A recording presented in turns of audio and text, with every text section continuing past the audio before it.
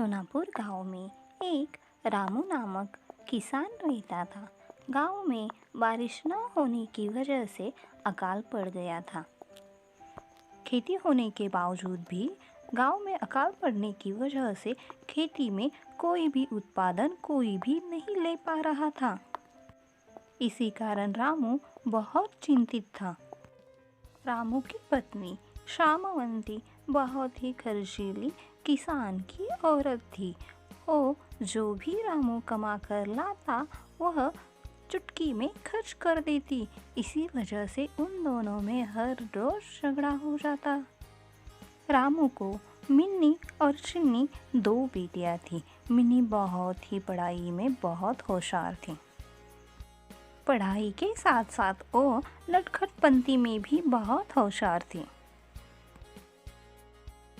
श्यामवंती की एक बहुत ही खासियत थी।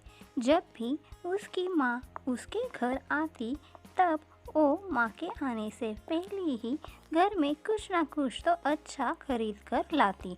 इसी वजह से रामू बहुत परेशान रहने लगा था।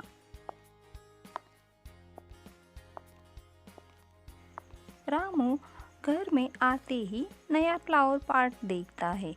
वो देखकर वो श्यामवंती से पूछने लगता है, अरे भाग्यवान, आज नया फ्लावर पॉट खरीदा। लगता है तुम्हारी माँ आने वाली है। लेकिन ये तो बताओ ज़रा, ये फ्लावर पॉट खरीदने के लिए तुम्हारे पास पैसे कहाँ से आए? तभी उसे याद आता है कि उसने बेड के नीचे कुछ पैसे रखे थे। अच्छा, लगता है तुमने बेड के नीचे जो मैंने 100 रुपये रखे थे वो ले लिए हैं। जी, ऐसी बातें क्यों करते हो? क्या आपके पैसों पर मेरा इतना भी अधिकार नहीं है क्या? आप तो जानते हैं मेरी माँ जब भी घर आती है तो आपको ही भला बुरा कहती है। इसी वजह से मैंने सोचा कि कुछ नया खरीद कर रखती हूँ। माँ को भी अच्छा लगेगा कि उसका जमाई बहुत मेरी बेटी को खुश रखता है। इसी वजह से मैंने वो 100 रुपये लिए और फ्लावर पॉट खरीद लिया। श्यामवंती हर बार ऐसी ही बातें करके रामू को फंसाती और अपनी मनमानी करती। लेकिन श्यामवंती, तुम्हें तो पता है ना, हमें 2 बेटियां हैं और उनकी पढ़ाई का खर्च भी है और आगे जाके उनकी शादियां भी तो अच्छे घर में करनी चाहिए ना हमें। ये तुम्हें कब याद आएगा? कब तुम अपनी मनमानी करना छोड़ दोगी? अब गुस्सा थूक भी दो ना, अगली बार मैं ऐसा नहीं करूँगी। उसकी एक खर्चीली आदत कभी भी छूट नहीं पाती थी। ऐसी ही मीठी मीठी बातें करके वो रामू को परेशान करती रहती थी। दामू यहाँ खेती में कुछ काम कर रहा था। तभी रामू उसके पास आता है। दामू और रामू की दोस्ती बचपन की दोस्ती थी। वह बहुत ही अच्छे दोस्त थे। अरे भाई, आज मेरे यहाँ क्या कुछ अच्छा नहीं चल रहा क्या तुम्हारे संसार में?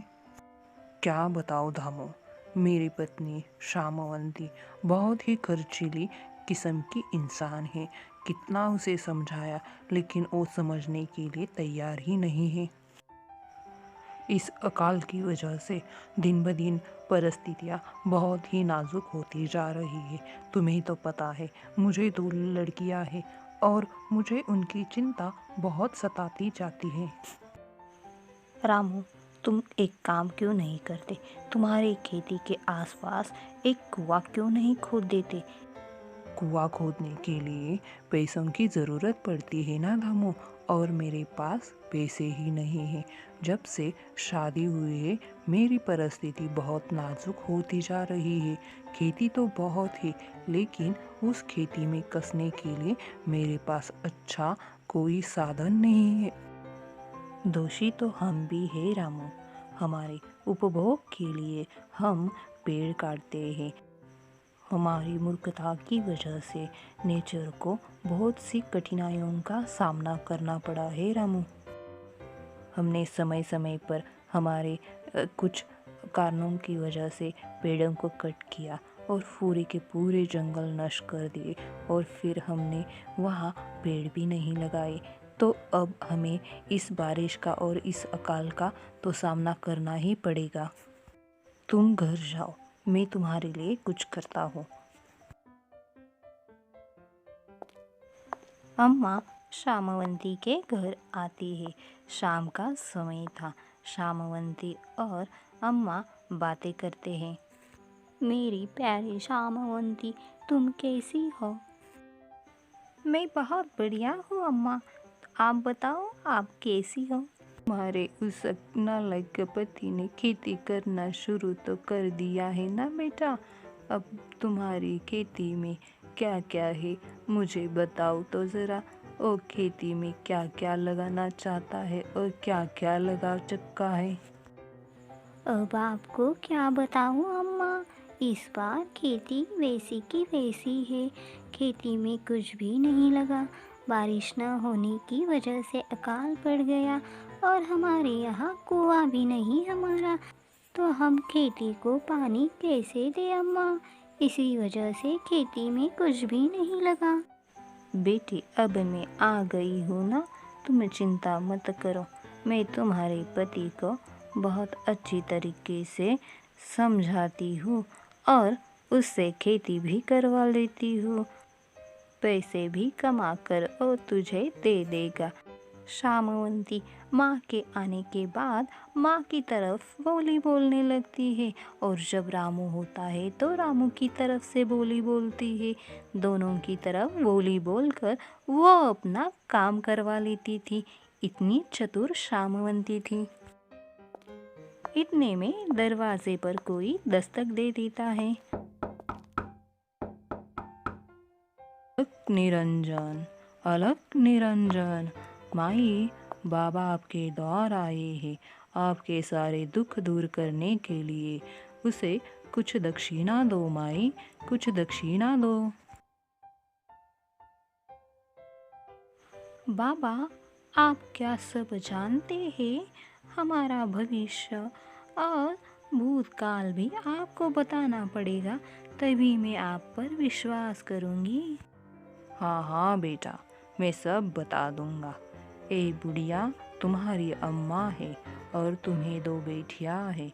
तुम्हारा पति खेती करता है, लेकिन खेती में कुछ अच्छा खासा नहीं चल रहा तुम्हारे अब संसार में। और इस बुढ़िया की ऐसी नाक बिल्ली की खरोच मारने से हुई है।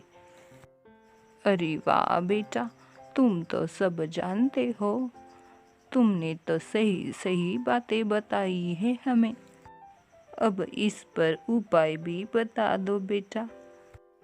अगर मैंने आपको उपाय बताया तो आप दोनों वो उपाय करेंगे क्या? हाँ हाँ बेटा, हम दोनों ज़रूर करेंगे। मेरी बेटी मेरे शब्द के बाहर कभी नहीं जाती। 5 दिन के लिए शामवंती को बाजार जाकर सब्जियां बेचकर 200 रुपये कमाने होंगे, और आप अपने जमाई को 5 दिन सेवा करेंगे। ऐसा करने से आपकी नाक भी ठीक हो जाएगी और शामवंती के घर में धन की बरसात होगी। साधु की बातें मानकर वो वैसे ही करने की सोचती है, और साधु वहाँ से दक्षिणा लेकर चला जाता है। बेचारा रामू चिंता की वजह से काम के लिए यहाँ वहाँ भटकता रहता है। तभी उसकी मुलाकात वही साधु से पड़ती है। अलक निरंजन, बेटा, इतने उदास क्यों हो? क्या परेशानी है? मैं तुम्हारे दुख दूर करने के लिए ही आया हूँ। बाबा, आप तो क्या, इस संसार का कोई भी प्राणी मेरा दुख दूर नहीं कर सकता। अरे पगले, मुझे पहचाना नहीं क्या? मैं तुम्हारा दोस्त धामू हूँ। धामू? और तुम इस वेश में? हाँ, तुम्हारी चिंता दूर करने के लिए गया था मैं। जब तुम अब घर जाओगे, जैसा चल रहा है वैसा चलने दो। उन दोनों को कुछ भी कहना मत। समझ गए मेरी बात?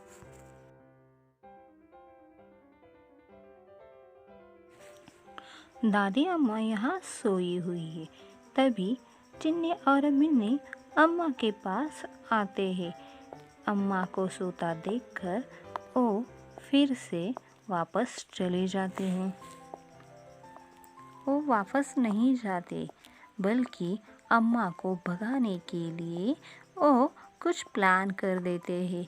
खिड़की से छुपकर वो अजीबो-गरीबो आवाज़ निकाल लेती है और अम्मा को डरा देती है, ताकि अम्मा अगली सुबह उठकर अपने घर चले जाए।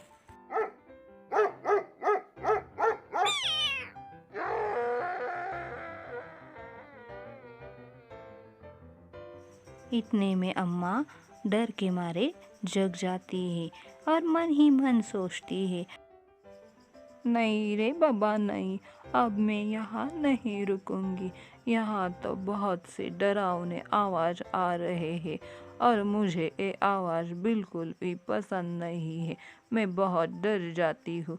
अगली सुबह होते ही मैं शामवंती के घर से निकल जाऊंगी।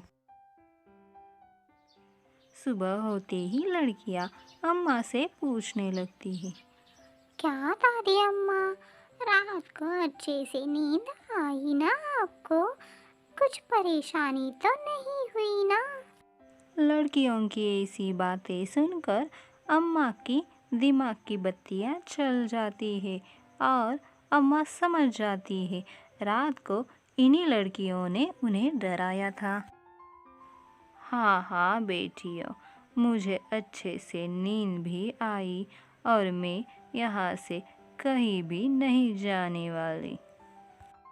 आप दोनों ने रात को अम्मा को परेशान तो नहीं किया था ना? अगर ऐसा है तो आप दोनों को मैं कड़ी से कड़ी शिक्षा दूंगी। चलो जाओ आप अभ्यास करने के लिए। साधु की बातें याद रखते हुए अम्मा अपने जमाई राजा के लिए खाने का इंतज़ाम करती है और खुद के हाथों से अपने जमाई को खाना भी खिलाती है। ये सब देखकर रामू बहुत ही आश्चर्यचकित हो जाता है। लगता है आज सूरज पूरब से नहीं पश्चिम से उगा है। ऐसा मन ही मन सोचता है। और यहाँ शामवंती सब्जियाँ लेकर बाजार में बेचने के लिए चली जाती है। ऐसे ही कुछ दिन के बाद दिन निकल ही जाते हैं और 5 दिन होने के बाद सब्जियाँ बेचकर शामवंती को अच्छी खासी कमाई हो जाती है और वो इस कमाई से बहुत खुश हो जाती है। अम्मा, ये देखिए ना, मैंने कितने सारे रुपए कमाए। मुझे बहुत अच्छा लगा अम्मा काम करके। इतनी खुशी तो मुझे कभी नहीं मिली थी जो आज मिली है। ठीक है बेटा, चलो अब इससे हम कुछ खरीद लाते हैं। नहीं अम्मा, ये मेरी कमाई है, मैं इसे खर्च नहीं करूँगी। बहुत ही मेहनत से मैंने इसे कमाया है। उनकी बातें चल ही रही थी, तभी धामू और रामू शामवंती के घर आते हैं।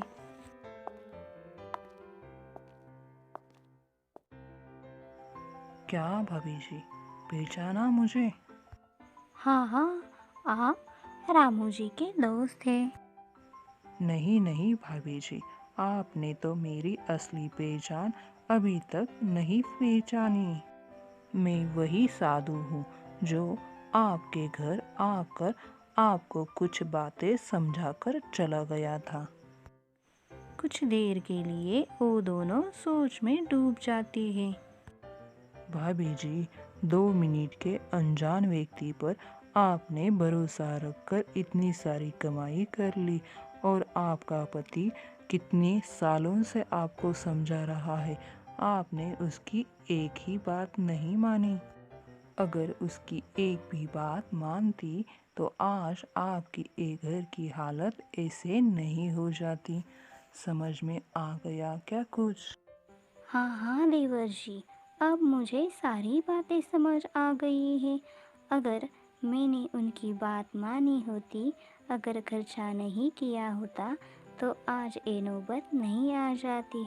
हमारे बेफिजूल के खर्चों की वजह से ही हमें भविष्य में बहुत सारी कठिनाइयों का सामना करना पड़ता है। और दोस्तों, आप भी मेरी एक बात मानना, पेड़ पौधों को काटना मत। अगर काट लिया तो उसी जगह दूसरा पेड़ पौधा लगाना। हम अपने नेचर से खिलवाड़ नहीं कर सकते। अकाल पड़ना और बारिश की न आने की वजह भी हम ही है। हमने नेचर का बहुत नुकसान किया है। इसलिए मैं आपको हाथ जोड़कर विनती करती हूँ, आप लोग एक पेड़ पौधा ज़रूर लगाना और फिजूल का खर्चा मत करना। अगर मेरी कहानियाँ अच्छी लगी हो तो प्लीज़ सब्सक्राइब करना और शेयर भी करना वीडियो मेरा, और बेल आइकन को दबाना भूलना मत। धन्यवाद दोस्तों।